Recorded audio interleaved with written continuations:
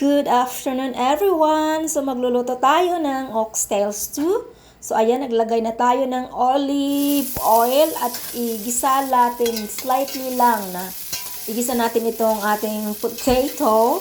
And then mga 1 minute lang siguro, basta slight lang yung pagkagisa niya. And then tinanggalan natin, hindi ko na pinakita, at ito gigisa na isunod natin is yung ating carrots.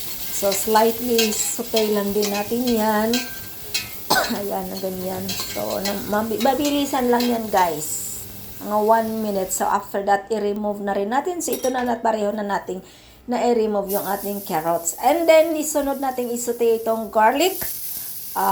Minced garlic at saka yung white or sweet onion. So, ayan, saute-saute natin hanggang yan ay mag-translucent or lalabas na yung kanyang bango para magiging masarap ang ating niluluto. At syempre, meron tayo mga chop na big tomato, 1 big tomato. So, ayan, isahalo na natin diyan. Igisa din natin yung aking ubugay. And then, itong ating oxtail, minarinate ko yan ng, hindi ko na pinakita, pero minarinate ko yan ng lemon juice, slight soy sauce, a little bit of sugar, and of course, konting asin. So, ayan. Maglagay din pala ako ng rock salt. Rock sugar, guys. So, isang malaking buo na rock sugar. So, ayan. So, ito yung ating gamitin na tomato paste.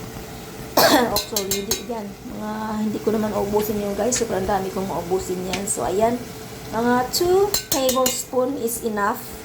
So, enough na yan, guys. So, isuti-suti natin yan. So, yan, naglagay tayo ng tubig, syempre. Hot water yung nilagay ko para kulo agad. So, palambutin lang natin ito, guys. Pakuluan lang natin. Simmer hanggang iyan ay lumambot. So, pinalambot ko yun, guys. Umabot din yan ng mga 2 hours bago lumambot siya.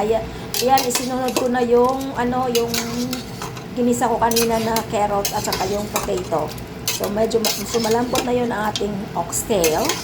So, ayan, igisa lang natin yan. So, siyempre, lutuin pa natin yan. So, after 2 hours and a half, ito totally luto na siya at naglagay tayo ng green onion. So, thank you everyone for watching. This is a delicious oxtail stew. Ayan, try nyo po.